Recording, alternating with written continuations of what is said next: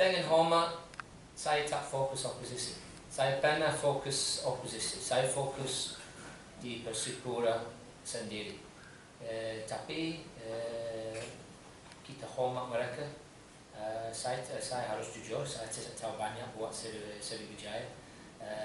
Tapi saya tahu di Indonesia sepak bola itu sulit. Pergi luar dan menang di oposisi teritori.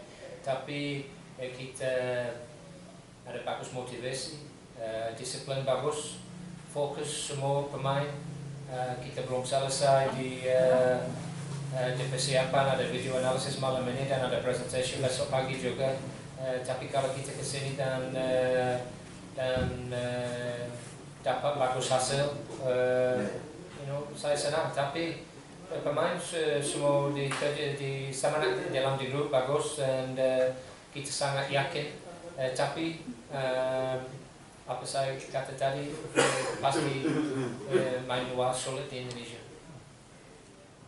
Dari pemain, gimana menanggapi kebangkitan Sriwijaya di kandang gitu? Iya, kalau dari saya mungkin kita lawan Sriwijaya sama saya kita lawan pemain asing semua. Karena mereka kebanyakan naturalisasi sama saja. Kita di dalam lapangan memang kita sama, tapi kalau di luar kalian pemain asing.